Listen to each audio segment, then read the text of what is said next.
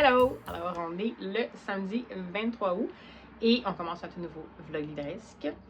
Retour du boulot, il fait chaud, je suis fatiguée, je sais pas, ma semaine était stressante, puis là, ben, juste une baisse d'énergie. Mais ça m'empêchera pas de lire, donc, heureusement. Et ben, finalement, j'ai décidé de me lancer dès maintenant dans une nouvelle lecture parce que je venais juste de terminer le nouveau Fabrice Caro, celui qui vient de paraître à la rentrée littéraire. Donc, si ça vous intéresse, je vous invite à voir mon dernier blog parce que je vous en parle un peu. Et là, ben, j'hésitais encore comme d'habitude. J'ai plein de livres à lire à la maison. J'ai un livre qui m'attend techniquement en emprunt, un livre audio numérique qui m'attend en emprunt, qui est le deuxième tome de la série des Vera Wang, je pense, euh, que j'avais beaucoup aimé. En fait, le premier temps, j'avais vraiment beaucoup aimé. Puis j'ai comme envie de lire le tome 2, mais à chaque fois qu'il est rendu disponible, ça me tente, on dirait pas de le lire. C'est un classique chez moi. Donc là, vraiment, je me suis rabattue sur une valeur sûre. Je me suis rabattue sur un Jormir Horst.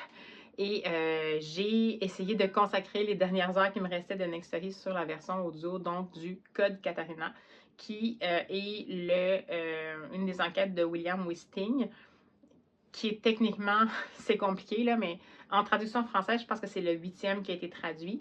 Mais comme les traductions françaises ont commencé, je pense, au tome 6, ben évidemment que, voilà, c'est pas le 8e dans la série des William Wisting.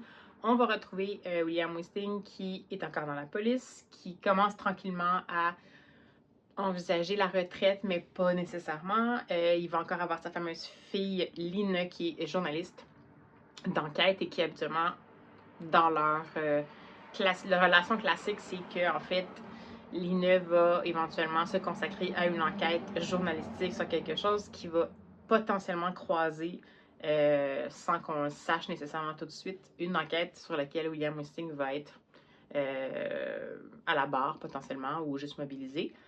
Et dans celui-ci, ce qu'on va retrouver, puis je peux pas vous, il y a des affaires que je peux pas vous dire parce qu'il y a une évolution du personnage, mais en tout cas, on va retrouver William Wisting qui ressasse depuis 24 ans une enquête pour une personne disparue qui n'a jamais été résolue. C'est l'enquête de Katharina, nom de famille, pense que je vais vous l'écrire parce que je suis pas sûre que je sais pas de le prononcer, et qui a intitulé le Code Katharina, évidemment. Et il a même gardé les archives de cette enquête, ce code case-là à la maison, même si techniquement il ne devrait pas. Puis il est relié à chaque année. Puis à chaque année, à l'anniversaire de la disparition, il va voir le conjoint, ben, l'ex-conjoint en fait, de cette personne-là disparue. Parce qu'à la longue, à force d'être allé le voir dans le cadre de son enquête, il a comme fini par développer un certain lien avec lui. Bon, c'est un peu son ami, mais peut-être pas son genre grand ami, mais c'est un peu son ami. Et ben dans le fond, c'est ça. On va le voir aller rencontrer cet homme-là. Mais où je suis rendue, je suis au tout début, il va se rendre, en fait, la fameuse journée anniversaire de la disparition de Katharina chez le fameux Martin. Et il n'est pas là. Donc là, on va comme un peu comprendre que potentiellement, il est peut-être disparu ou peu importe. Puis de ce que je comprends, j'ai lu un peu la 4e de couverture, puis je me sens peut-être un petit peu divulgachée, mais de ce que je comprends, c'est qu'il va potentiellement avoir une enquête qui va être lancée, donc peut-être que ce soit la disparition de Martin. Et comme à l'époque, évidemment, comme il était le conjoint de Katharina, il y avait quand même des soupçons qui avaient pesé sur lui, sans nécessairement que ce soit comme concrétisé, parce que bon, le conjoint, c'est souvent ça qui va arriver. D'après ce que je peux comprendre, ça va un peu soulever des toiles d'araignée, peut-être qui auraient dû rester tranquillement immobiles. Donc voilà, j'ai bien hâte de voir comment ça va se développer, comment la fille de William Wisting va, j'espère qu'elle va être présente, mais comment son fameux travail de journaliste va finir par s'entrelacer avec ça. Là, en ce moment, elle est dans un mode généalogie, donc peut-être que ça aura un rapport, je sais pas. Donc voilà. Puis sinon, cette semaine, je vais voir comment je le file, mais j'ai des livres de bibliothèque. J'en empruntais vraiment beaucoup à la bibliothèque qui était plus loin de chez moi. J'avais reçu plein de réservations. Et j'en ai 2 qu'il faut que je lise avant une échéance qui est quand même cette semaine, je pense, finalement. Et il y en a 2 que je ne peux pas renouveler. Donc peut-être que cette semaine, ça va être ma bibliothèque détermine qu'est-ce que je lis. Donc on va voir, je vais vous tenir au courant. Mais bon, je voulais juste vous faire un premier coucou tout d'abord. Alors, sans tambour ni trompette, allez, on lance le tout.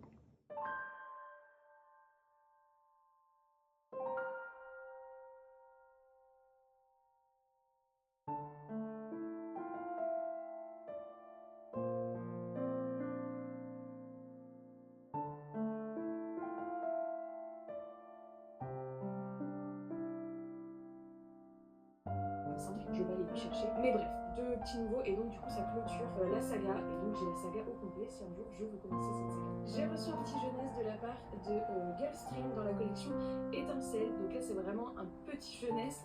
On est sur un roman qui devrait se lire assez vite, il s'agit des légendes d'Orty de Clara Hoffman, donc dans la petite collection Étincelle. Oups, petite sortie impromptue.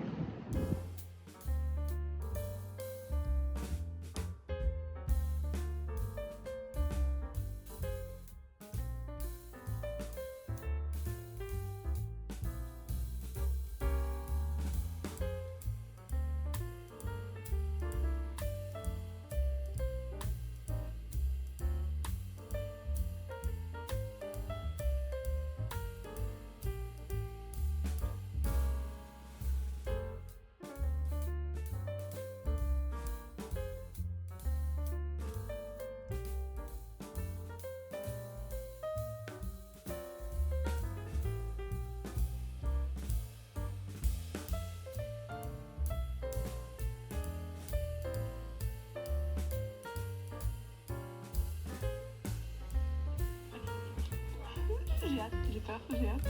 Je sais pas si c'est le meilleur point parce qu'il y a beaucoup de monde qui lit en science-fiction fantasy, par contre on balance.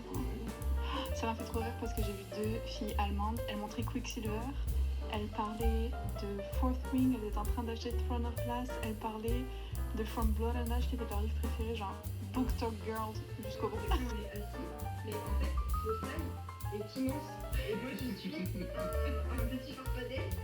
Donc quand on marche ensemble dans la vie, on dirait vraiment un enfant qui marche avec son papa. C'est parfait, ridiculement petit. Alors, nous avons des mèches. Et bonjour! Alors, je prends dans un cadre inhabituel. J'essaie de voir s'il n'y a pas trop d'objets louches en arrière-fond. Donc, un plan que vous voyez jamais, en fait, de ma pièce. Parce que, ben, c'est ça, on est lundi matin. Et ben, finalement, hier, après mes pérégrinations en bouquinerie et en librairie, je vous ai abandonné abruptement sans faire de retour parce que j'étais vraiment terrassée par une migraine que ça faisait longtemps que j'avais pas eu à ce point-là. Là, j'étais en mode genre migraine nauséeuse. Il a fallu que je revienne. Je sais pas comment j'ai fait pour me rendre à la maison. Puis quand je suis arrivée, heureusement, mon petit copain s'est occupé de moi. Puis ça a passé. Mais aujourd'hui, je suis encore en mode c'est correct, mais faut pas que j'en fasse trop. J'ai même eu des étourdissements et tout, sans prendre dans les détails, là, mais c'est une vraie grosse migraine bien symptomatique. Et je sais pas pourquoi c'est arrivé hier, mais c'est arrivé. Alors voilà. Donc, écoutez, je vais quand même vous dire que finalement, hier, ça n'a aucun rapport avec mon état parce que ça avait déjà commencé un peu pendant que j'étais en train de faire le magasinage, mais je me disais que c'était juste parce que j'avais peut-être pas mangé encore, puis tout ça, mais finalement, ça n'a aucun rapport. Mais j'ai rien trouvé. C'est quand même impressionnant. Donc, à la fois au village des valeurs, donc qui est l'espèce de ressourcerie, il n'y avait pas rien qui me tentait particulièrement. Il y avait quand même une bonne quantité de livres, mais pas rien de tentant. Puis ben, en librairie, c'est sûr que je connais pas mal toutes les nouveautés parce que je les achète pour la bibli ou en tout cas, j'y vois au moins pour les évaluer. Fait qu'on dirait que le côté un peu nouveauté est moins là, mais j'aime toujours aller à cette librairie-là, la librairie moderne. Il y a toujours énormément de choses. Donc, j'ai quand même pris le temps de bien regarder dans les formats poche aussi. Mais je décide de garder peut-être mes futurs achats. Il y a certains livres que j'aimerais acheter qui vont paraître dans peut-être quelques jours. Donc, je vais attendre parce que j'ai potentiellement un endroit où j'ai une petite carte de fidélité. Donc, je pourrais peut-être les acheter. Puis, c'est dans une librairie indépendante aussi. Donc, j'ai décidé de garder ça pour là. Donc, j'ai plus fait du furetage, disons. Et puis, ben, après ça, je suis juste revenue en mode survie. Donc, ça va. Aujourd'hui, ben, j'aurais le goût de faire 1150 choses, mais même si ça va bien ce matin, j'ai comme un peu peur d'en faire trop puis que finalement ça retombe. Il faudrait pas. Donc, ce que j'ai décidé de faire, c'est de prendre ça relax. Et ben là, vous avez pu voir, là, c'est mon matin un peu vlog et tout ça. Et je me disais que, en fait, je vous avais dit au début que peut-être que j'allais avoir une semaine qui allait être menée par mes échéances de prêt de bibliothèque déterminent qu'est-ce que je lis. Parce que hier, j'ai vérifié, puis j'ai en effet des livres que je pouvais renouveler qui sont dus bientôt, mais que je peux renouveler, d'autres que je peux vraiment pas, parce qu'ils sont réservés potentiellement par d'autres mondes. Et bien là, j'ai deux choix. C'est soit que j'essaie de les lire aujourd'hui et de les rapporter aujourd'hui, ou en tout cas au cours de la semaine si je suis chanceuse, puis si je suis courtoise pour les prochaines personnes après moi, ou je vais voir, je commence, puis si je vois que j'embarque, j'ai lu, sinon je les rapporte. La seule chose, c'est que c'est une bibliothèque qui est très loin de chez moi, donc idéalement, ça serait que je résiste à la tentation de me dire que je vais aller les porter à la bibliothèque lointaine et revenir, parce que sans doute que le fait de conduire et tout, peut-être que ça va bien se passer, mais pas nécessairement, puis j'ai pas envie de me retrouver comme hier. Donc, je sais pas trop. En même temps, j'ai comme le goût, peut-être d'aller dans un café et tout ça.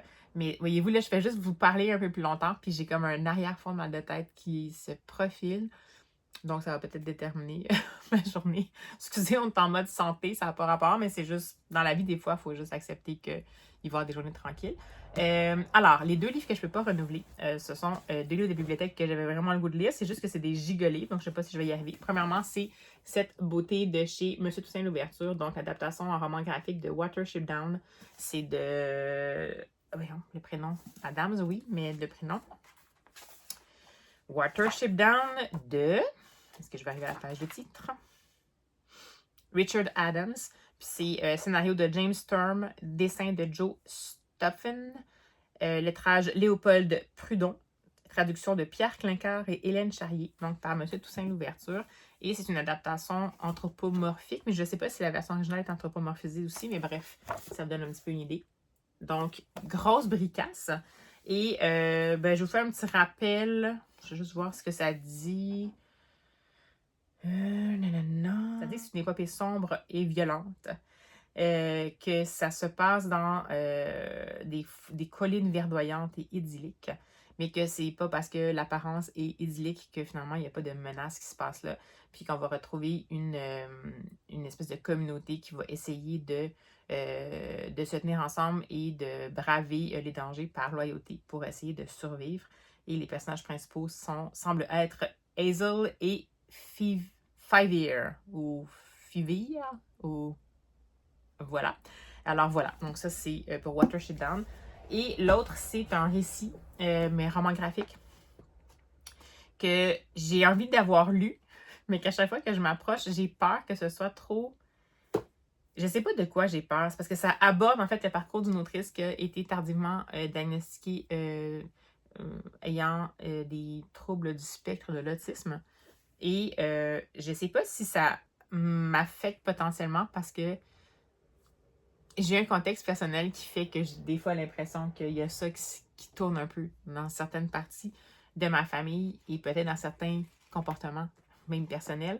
Puis il n'y a pas rien de dangereux là-dedans. C'est juste qu'on dirait que je ne sais pas pourquoi ça me confronte alors qu'en fait, ça me fascine aussi puis je suis super intéressée. Bref, c'est Femme caméléon de Mélissa Perron, donc qui est une autrice de romans. Particulièrement roman contemporain, littérature québécoise. Et c'est super beau parce que c'est elle qui a fait le roman complet. Je ne sais pas si je vais pouvoir vous montrer un peu.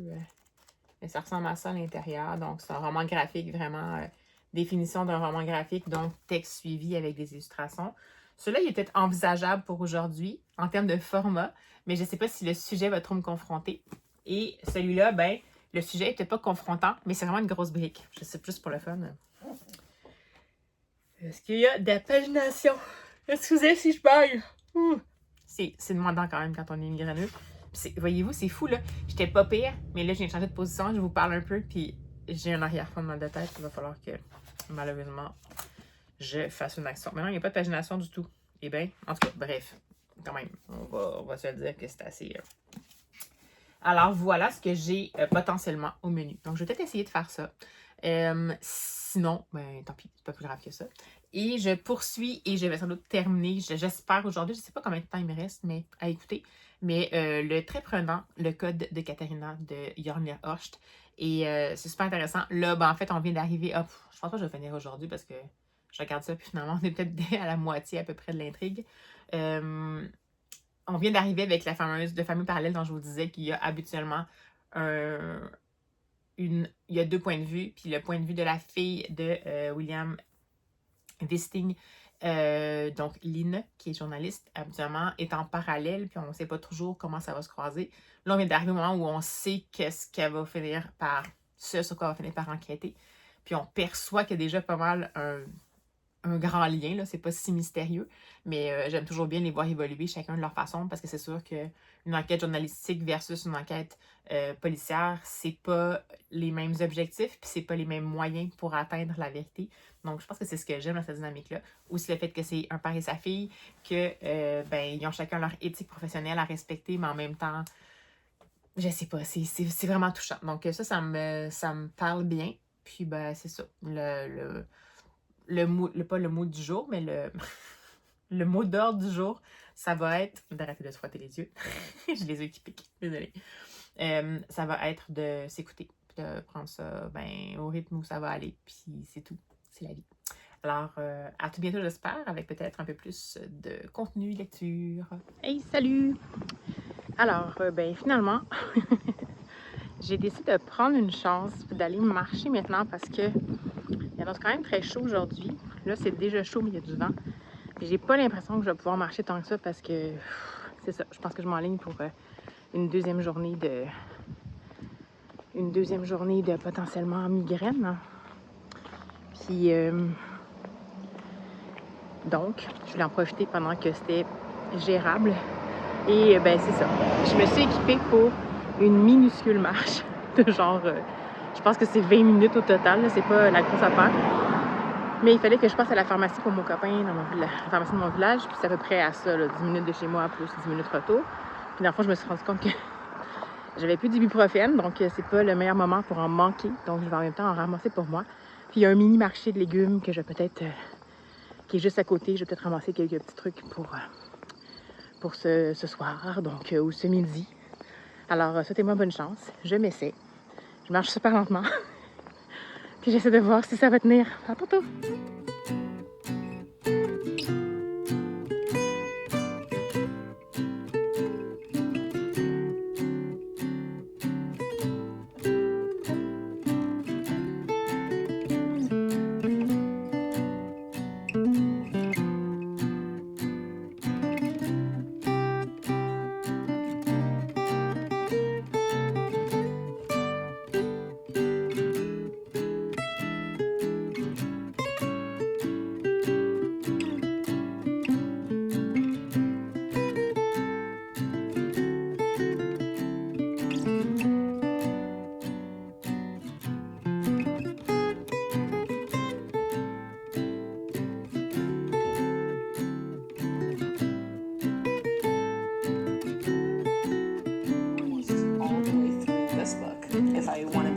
Pages of just The Butcher's Masquerade, which I could see myself doing, but honestly, reading 400 pages of one book in one day is kind of tiring. Like, I think my brain would get a little bit exhausted.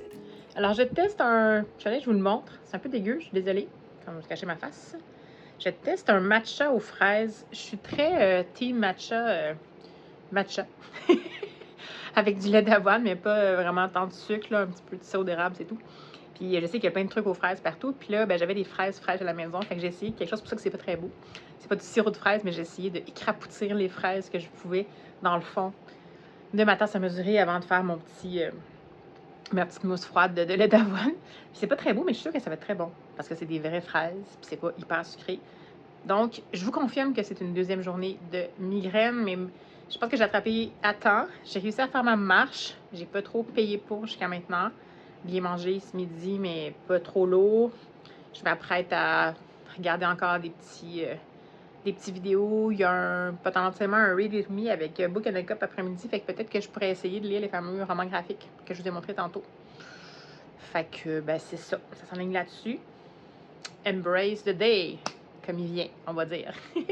Bonjour, alors on se retrouve sur fond de gros ventilateurs. Désolée, mais je vais les laisser rouler parce qu'il fait vraiment chaud. Puis qu'avec ma deuxième journée de migraine, je peux pas tant avoir chaud. Donc, j'espère que ce sera pas trop dérangeant. Mais je vous prends rapidement pendant que c'est le début du Read With Me avec A Book and a Cup. Parce que tout le monde me donne ses objectifs et tout.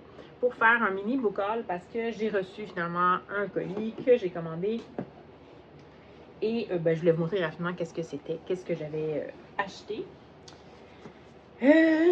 Pour compléter ma collection, donc des livres que j'ai déjà lus. Je vais commencer par ceux-là. Tout d'abord, j'ai pris The Hitchhiker Guide to the Galaxy de Douglas Adams, que j'avais déjà lu, qui était assez saugrenu et éclaté, que j'avais bien aimé finalement, qui est de la science-fiction space opéra-esque un peu, avec vraiment beaucoup d'humour et d'autodérision. Et c'est illustré par Chris Riddle, que j'aime vraiment beaucoup. Je ne sais pas si je peux vous montrer peut-être... dans le fond, c'est le texte intégral de Douglas Adams avec des illustrations de Chris Riddle. Donc ça, c'est déjà lu, mais je le trouvais très chouette. Et sinon, j'ai réussi à trouver... Ah, il est vraiment dégueulasse. Il est super sale. C'est pas grave, ça nettoie. Au moins, il est pas arrivé brisé, celui-là. Donc, j'ai réussi à trouver celui-là ici, qui est le tome 4 de la série des Thursday Murders Club. Thursday Murder Club de Richard Osman, que j'ai adoré. Donc, j'ai déjà 2 tomes sur 4. Celui-là, j'avais vraiment de la misère à le trouver en vente ou en usagé. Puis, ben là, il était là. Donc, la couverture est dégueu, mais rien qu'un bon petit chiffon ne peut pas enlever. Donc, ça, c'est déjà lu également. Et le 5e tome sort cet automne.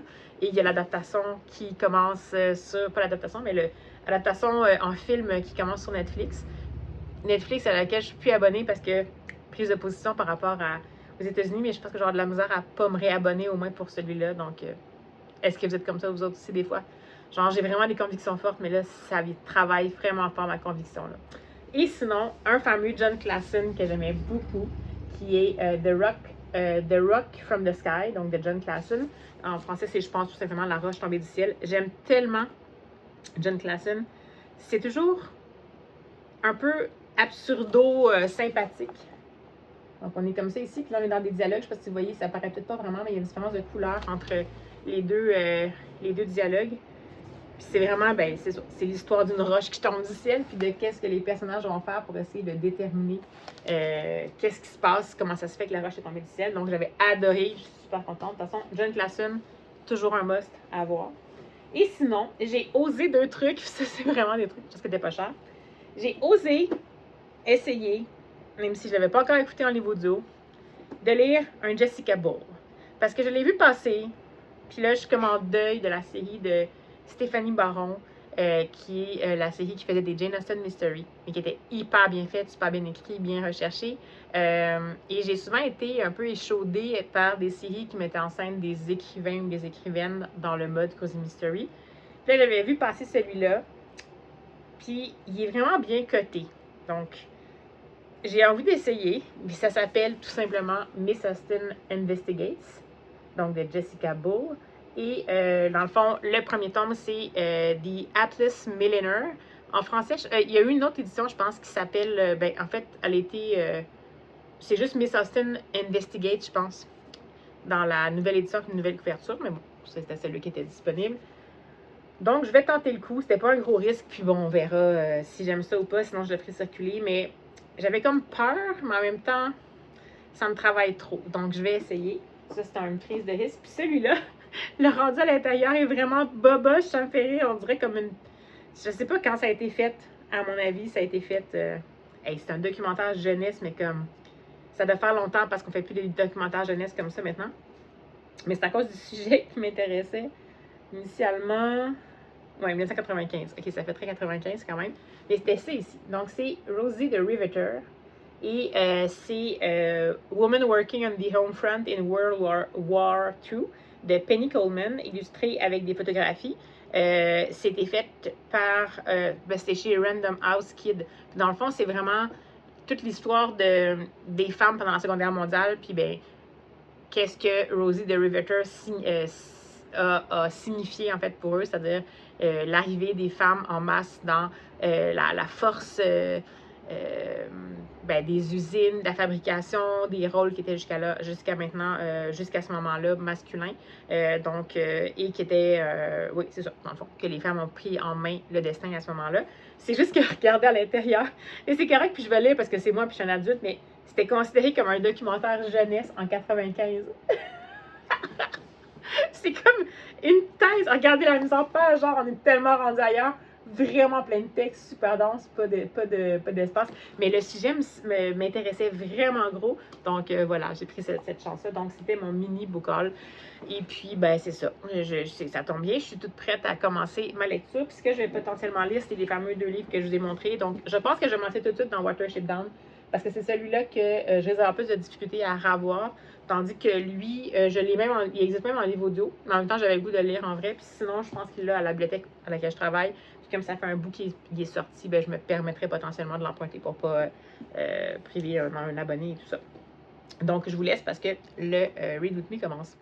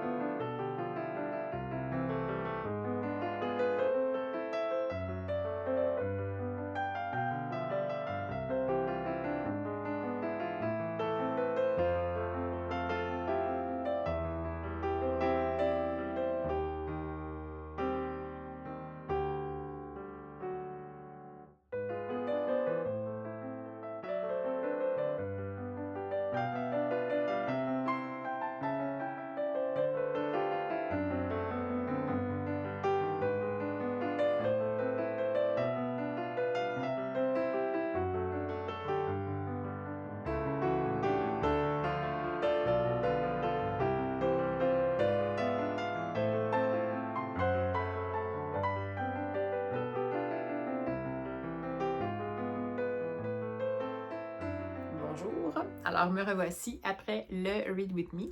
J'ai réussi à tenir pendant tout le Read With Me, donc c'est super. Et j'ai lu les 2 romans graphiques que je devais lire pour pouvoir les rapporter à temps. Enfin, si j'ai le temps de me rendre à la bibli éventuellement cette semaine, mais bon, au moins ils sont lus.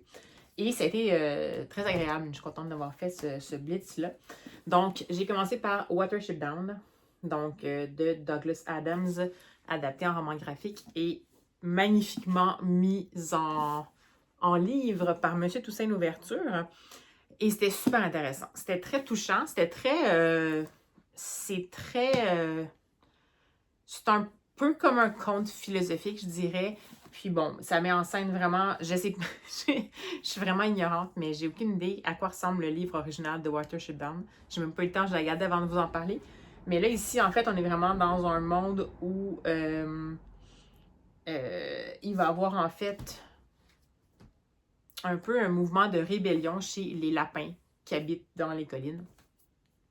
On voit que les lapins sont organisés en espèce de société, en fait, avec des gens qui prennent le contrôle. Puis, comme je vous disais, les 2 personnages principaux qui sont Hazel et Fivir, qui sont 2 frères, il me semble, en fait, Fivir va avoir une espèce de vision comme quoi, s'il reste là, ça va être la fin. Mais il ne sait pas trop pourquoi, mais il y a comme des intuitions. C'est vraiment un personnage qui a vraiment une perception comme ça, qui est sensible à ce qui pourrait arriver.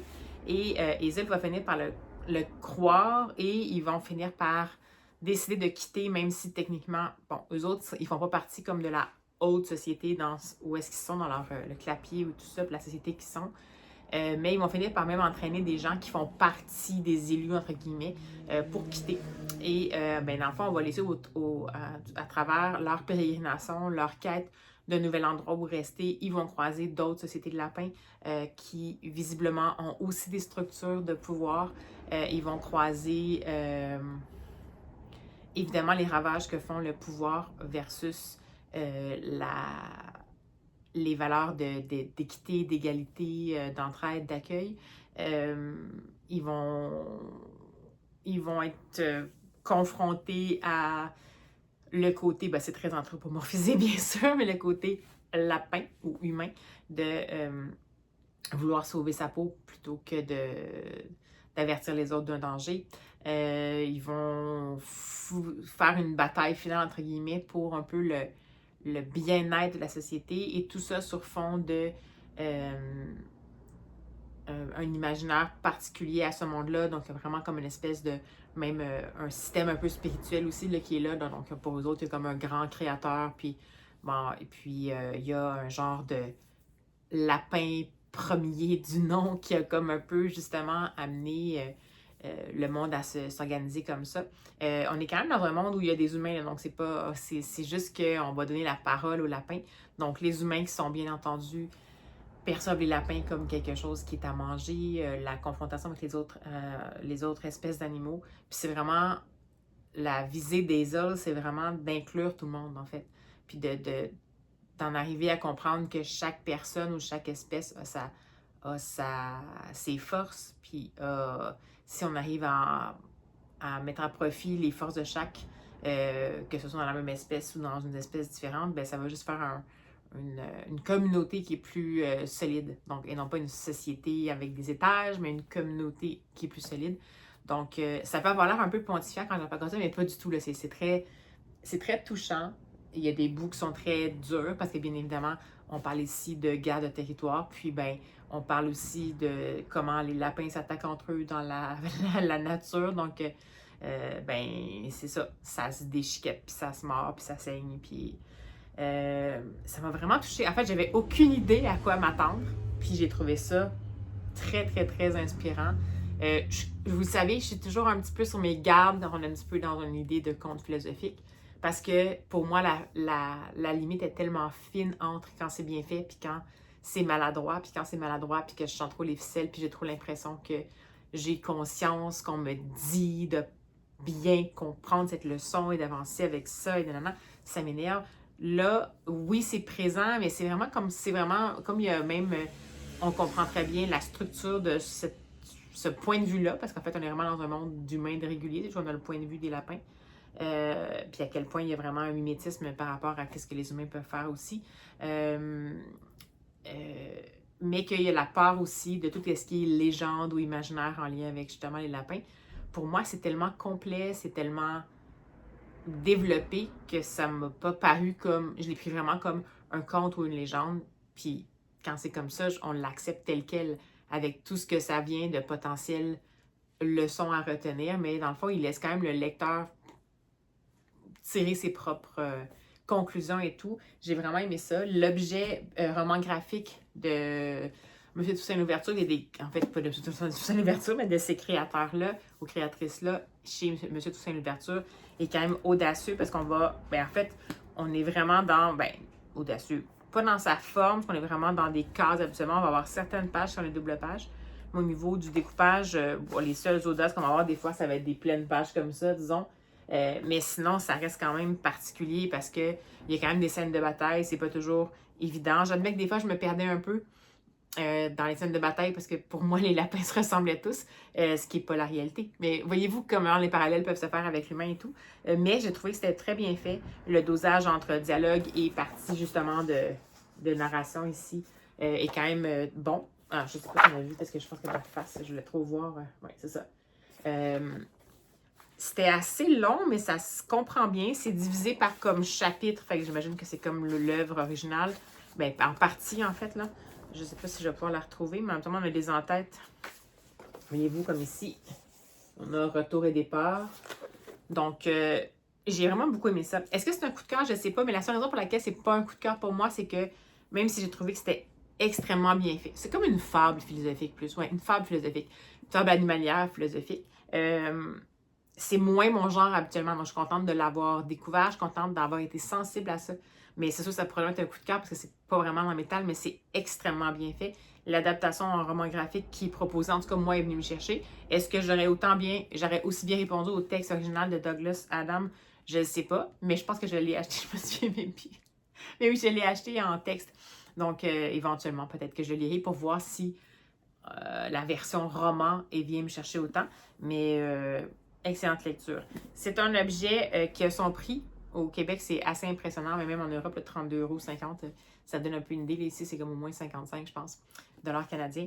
Donc, je vous invite à le lire peut-être à la bibliothèque, mais c'est un bel objet à avoir, puis je trouve que c'est quelque chose qui fait bon relire, puis c'est sûr que ça va lancer la conversation, si jamais, peu importe l'âge, en fait.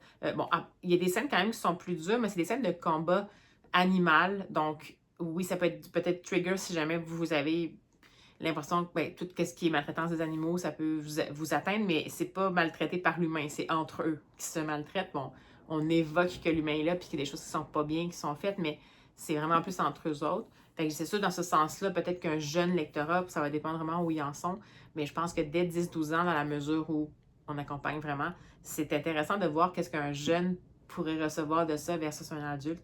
Donc voilà, pour la première lecture que j'ai faite. Et sinon, j'ai finalement lu, dévoré et adoré Femme caméléon de Mélissa Perron.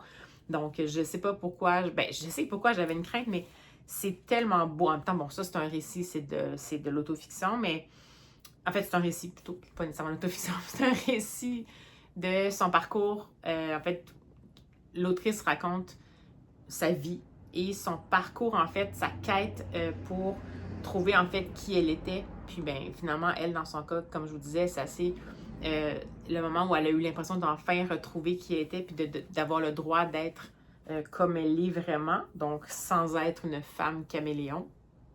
C'est lorsqu'elle a eu finalement, à 38 ans, un diagnostic d'autisme, mais après s'être battue, après avoir vécu à l'adolescence de nombreux mauvais diagnostics concernant différentes pathologies de santé mentale, de l'hypermédication, puis qu'elle prenait en se disant « ça va résoudre mes problèmes ». Donc, c'était quelqu'un qui était vraiment mal dans sa peau parce qu'elle se sentait vraiment différente puis à part. Mais j'ai tellement aimé comment elle a raconté ça. Ça se raconte, oui, il y a une certaine chronologie, mais on n'a pas l'impression qu'on suit vraiment une chronologie. On ne l'aperçoit pas comme ça. On a plus l'impression de quelqu'un qui nous confie sa vie en bribes. Donc, ça va souvent être comme ça. Souvent, c'est une page, un bribe ou double page, un bribe. Les illustrations sont excellentes. C'est elle qui les fait. C'est super sensible.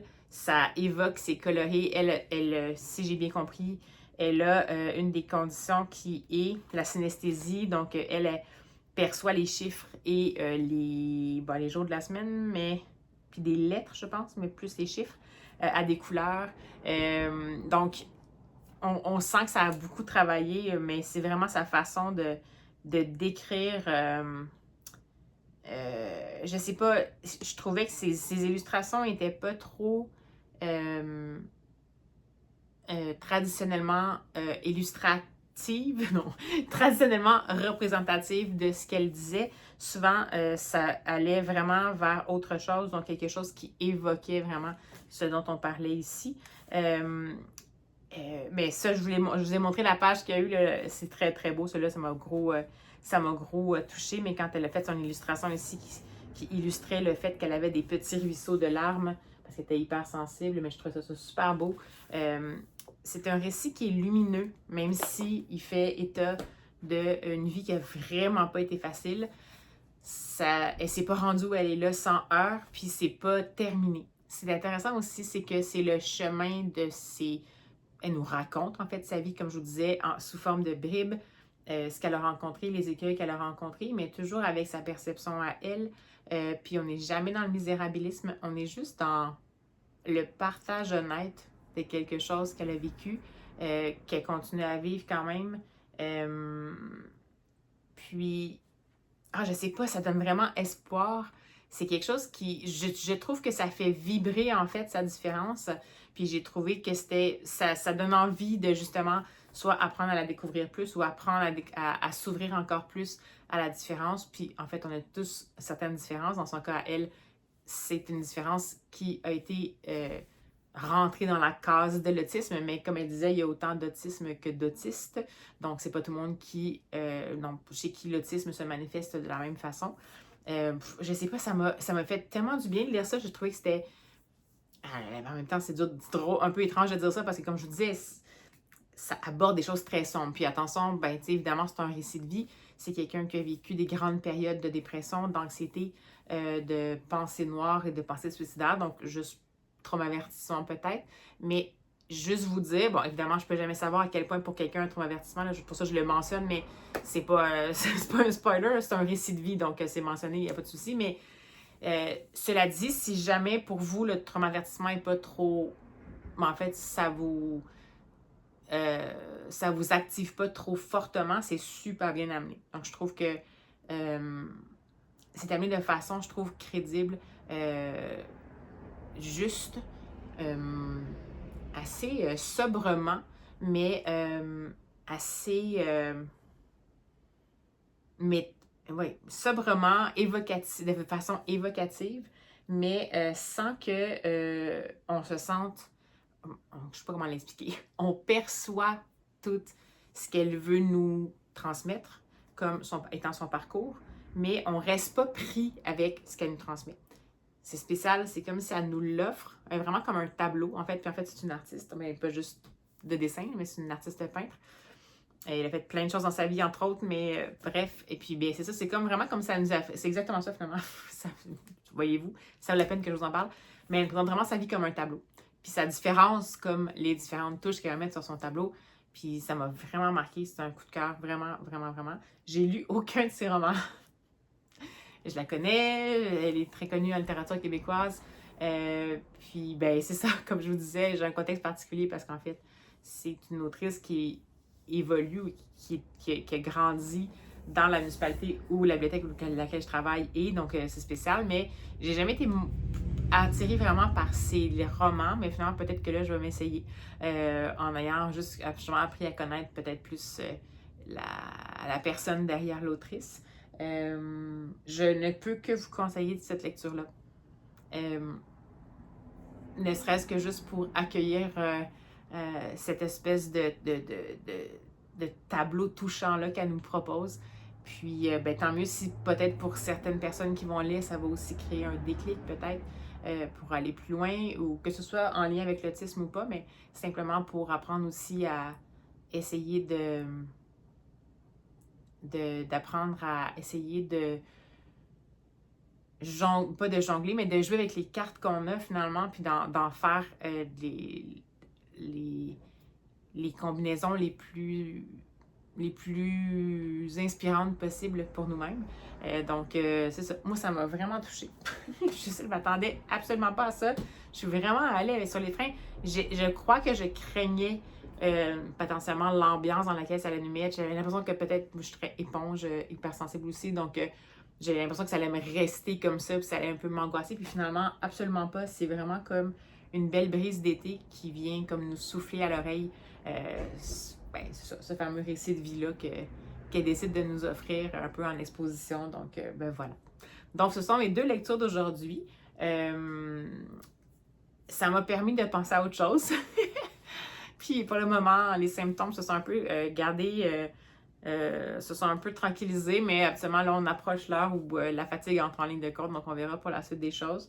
Mais je suis bien contente d'avoir fait le choix d'être restée à la maison, finalement, puis d'avoir fait des choses tranquilles. Je pense que ça a quand même aidé, puis je suis heureuse d'avoir pu lire ça parce que c'est quelque chose que je voulais absolument. J'aurais pu les rapporter, c'est pas grave, là. C'est des livres de bibliothèque, je peux les remprunter, mais je m'étais dit que c'était comme, entre guillemets, pas un signe, là, mais que c'était le signe pour moi que s'il était disponible puis que c'était rendu à mon tour en réservation, que j'allais arrêter de procrastiner des livres, j'allais les lire, puis je suis bien heureuse de l'avoir fait.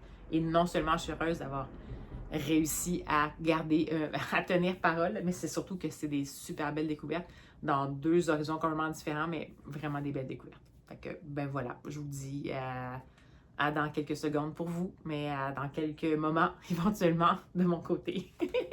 Bonsoir. Alors, finalement, j'ai pas pu résister, puis je suis allée reprendre une mini-marche, vu que ça faisait un petit peu moins chaud, puis j'ai finalement terminé l'écoute de le code de Katharina, de Jan Horst. C'était très... c'était un des bons. Ils sont toujours bons, à mon avis, là, mais j'ai trouvé que celui-là, il était particulièrement remuant, parce qu'on est dans une situation où les choses vont toucher potentiellement Wisting de semi-proche. C'est toujours un peu le cas, là, mais quand même.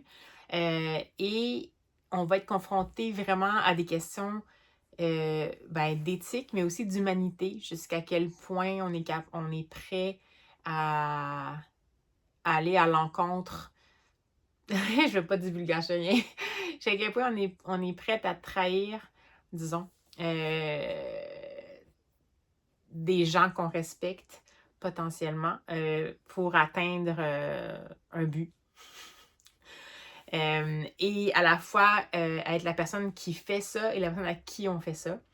C'est vraiment une enquête qui aborde encore une fois des zones de grisaille, comme c'est toujours le cas dans Jan Horst. C'est-à-dire que les choses vont se résoudre, mais on est rarement dans des jugements tout l'un tout l'autre.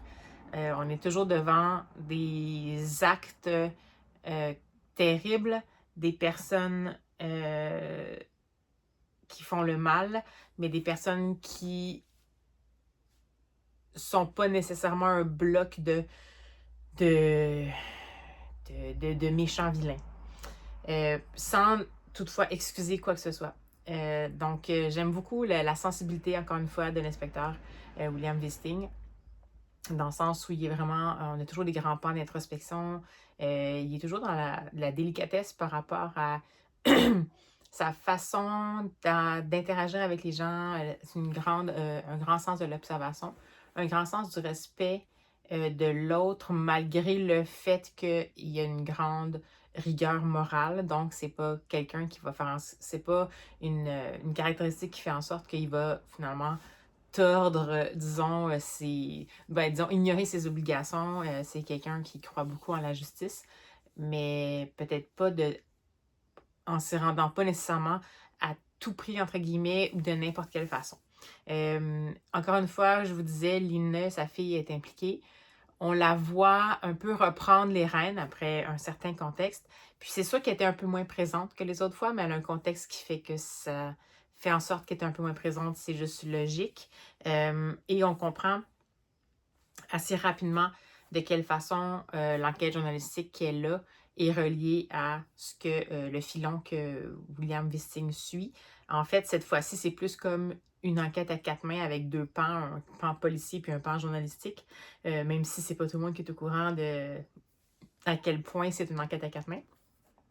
Je vais avoir l'air un petit peu un peu flou, mais c'est parce que j'essaie de pas rien vous divulgacher parce que c'est quand même un tome, je sais plus trop, là, je pense que j'ai vu le numéro 12 dans la série, ça inclut les tomes qui ont été uniquement publiés en suédois, en norvégien.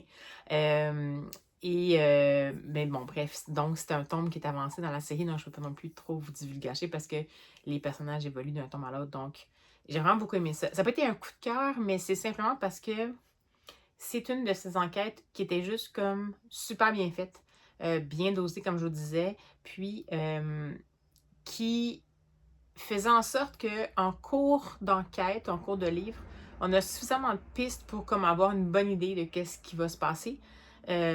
Évidemment, il y a des choses qu'on ne sait pas puis qu'on va juste comprendre vers la fin. Mais dans le fond, c'est vraiment une enquête où, puis c'est comme ça aussi avec un peu l'inspecteur avec Wisting, pardon. Souvent, c'est pas tant la destination, mais le chemin qu'il prend pour se rendre qui est intéressant. Donc, j'ai beaucoup apprécié. La chose qui fait que peut-être j'ai pas nécessairement eu un coup de cœur, c'est que j'aurais peut-être pris un peu plus de Line.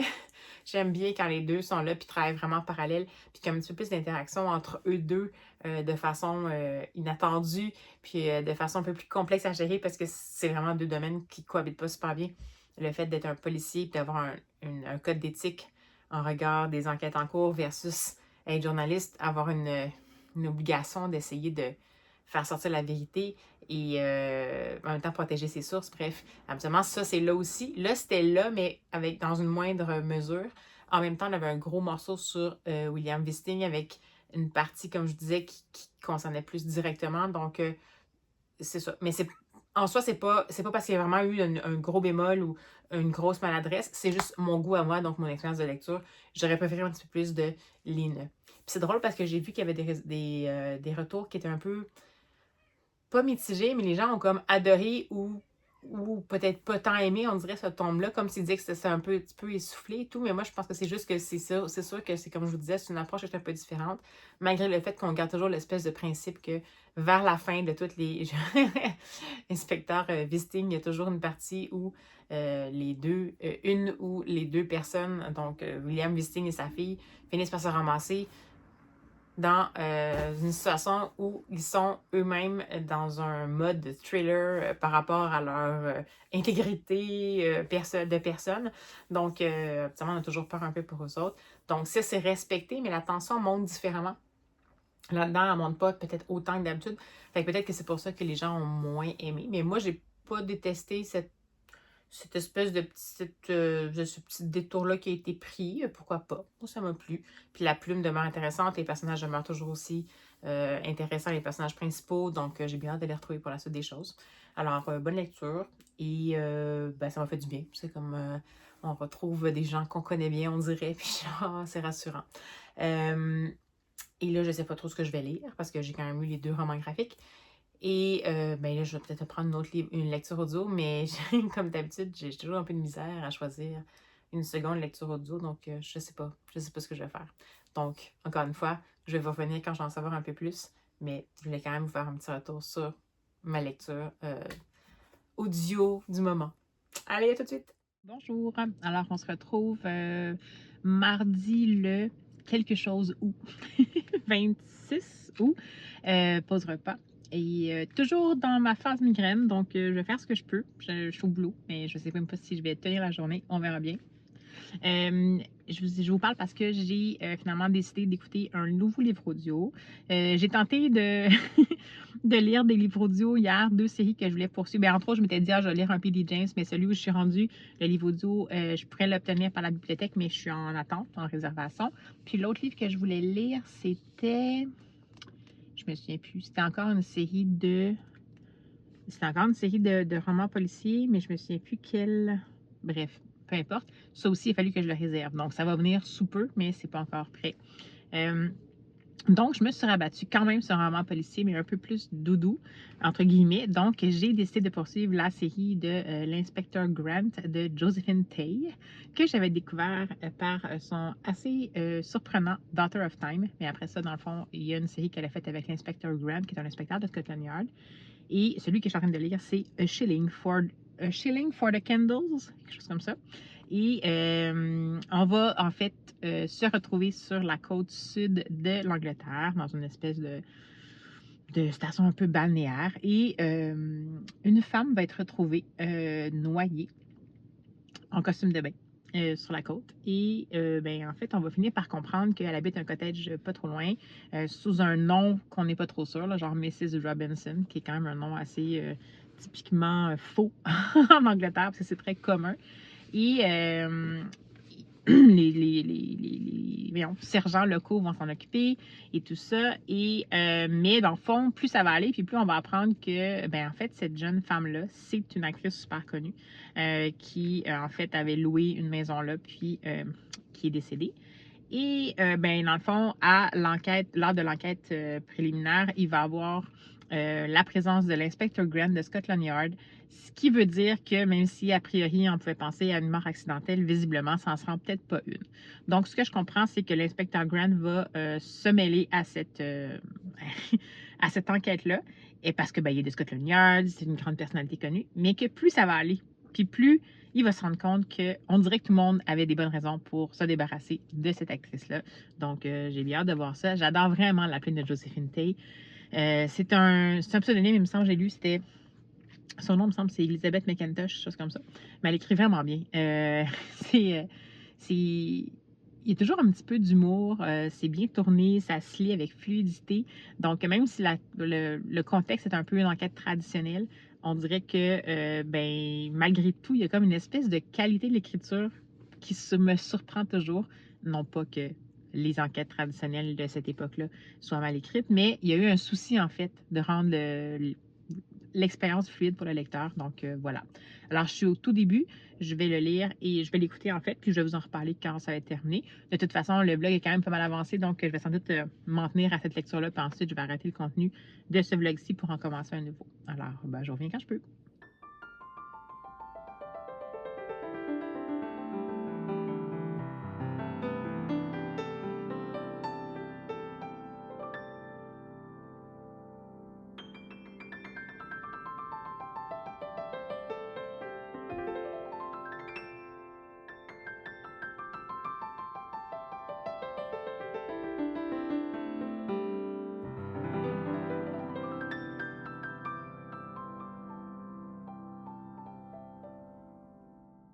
Bonjour. Alors, on se retrouve en pause repas rapido parce que j'ai terminé finalement le fameux Josephine Tey, donc A Shilling for Candles, qui est le tome 2 des enquêtes de l'inspecteur Grant.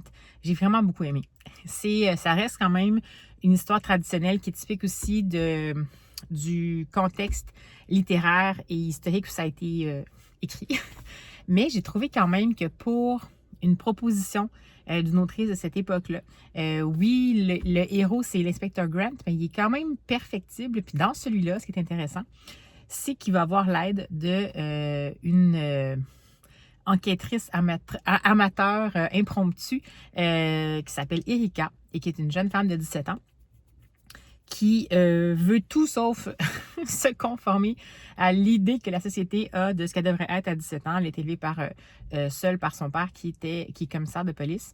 Et elle a une façon de penser bien à elle. Elle a des bonnes valeurs, des bonnes convictions. Elle n'a pas peur d'agir en fonction de ses convictions, de se faire son propre raisonnement moral et tout ça. Puis elle va vraiment être d'une valeur inestimable. Mais ce qui est intéressant, c'est que l'autrice va pas proposer cette fois-ci un réel duo. C'est-à-dire qu'elle va travailler de son côté parce qu'elle admire beaucoup l'inspecteur Grant, c'est-à-dire son intelligence, sa capacité à résoudre les mystères. On n'est pas dans la romance des gens en partant. Donc ça, c'est intéressant. Fait dans le fond, cette histoire-là, en tant que telle, oui, c'est intéressant dans le sens que c'est un mystère assez traditionnel, je dirais, où est-ce, comme je vous disais, que là, ben, il y avait une actrice qui décède, puis on se rend compte que beaucoup de monde avait tout ce qu'il fallait pour vouloir avoir envie de s'en débarrasser. Puis bien entendu, que comme une bonne enquête traditionnelle, tout au long de l'enquête, on va finir par apprendre des bribes qui vont faire en sorte qu'on va toujours pencher vers un ou l'autre des personnages. Puis, c'est quand même une histoire qui permet au lecteur d'avoir accès à certaines parties des indices pour résoudre l'enquête, mais pas à tous. Donc, c'est un peu le principe comme ça des Agatha Christie, mettons Hercule Poirot. Ben, il y a des choses que dans le fond, on ne sait pas, nous, comme lecteurs. Donc, on n'aurait pas nécessairement pu faire le lien. Donc, c'est ce type d'histoire-là. Mais à la fois, comme je vous dis, il y a une espèce de vent de modernité en quelque sorte. Parce que bon, ça reste quand même que c'est des artistes. C'est comme je vous dis, c'est typique de l'époque. Il y a beaucoup de personnages masculins. Puis il y a des comportements stéréotypés féminins, mais comme c'est une autrice féminine, il y a quand même un petit commentaire quand même un peu sur ces comportements-là, dans le sens où on comprend que c'est un peu plus la société qui s'identifie comme ça, mais bon, ça reste que ça se décide quand même entre monsieur, tout de même les grandes choses, mais les messieurs sont pas non plus parfaits, donc ça va. Donc j'ai bien aimé ça, c'est pas non plus, là, je vous dis pas que c'est une autrice féministe, là, mais j'ai aimé ça, puis comme je vous dis, la plume est vraiment fluide, c'est super bien écrit, les changements de point de vue, la langue employée, le dosage de garder vers soi la trame de l'intrigue versus en donner un peu au lecteur. Donc, assez pour nous garder intéressés, mais pas nécessairement trop pour pas qu'on sache trop d'avance qu'est-ce qui va se passer. Puis, bien évidemment, une bande de personnages assez intéressante, particulièrement, comme je vous dis, cette jeune femme-là, Erika. Ce que j'ai aimé, finalement, tout ça pour dire, parce que j'étais partie sur une phrase, puis voilà, j'ai déliré. J'ai pas déliré, j'ai dérivé, mais j'ai peut-être déliré finalement.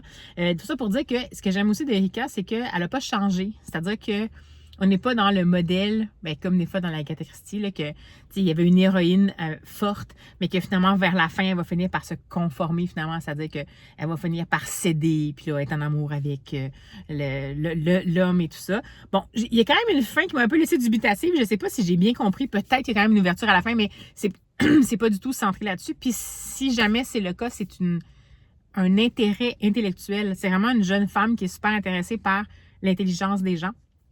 Elle dit les choses comme ça vient.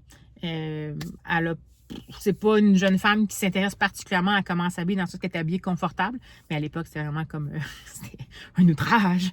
Donc, j'ai quand même été agréablement surprise par les petites touches de modernité qui étaient présentes, en fond, dans ce roman-là. Puis, je vous la conseille, cette série-là. Elle a l'air de rien comme ça, mais elle est vraiment intéressante. Puis, la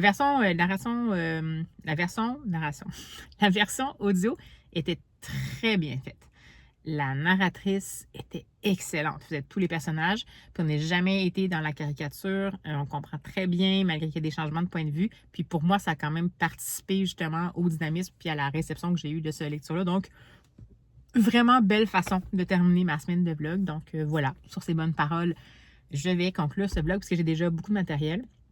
Même si en fait on est juste le jeudi 28. Et ben c'est ça. J'espère que vous avez quand même passé une belle semaine à mes côtés, une semaine littéraire. Que de votre côté, ben, est-ce que vous vous plongez déjà dans la rentrée littéraire, en plus de la rentrée d'école pour certains ou certaines? C'est quoi les livres selon vous qui vont faire leur place dans la rentrée littéraire? Moi, j'admets que je ne sais pas encore. Je ne suis pas tant interpellée beaucoup par la rentrée littéraire cette année, mais je suis tout à fait ouverte aux propositions, donc je n'arrive pas, puis ça peut être européenne ou québécoise. Ça va me faire plaisir de vous lire en commentaire. Puis d'ici à ce qu'on se revoit, je vous souhaite des superbes lectures. Puis on se dit à tout bientôt.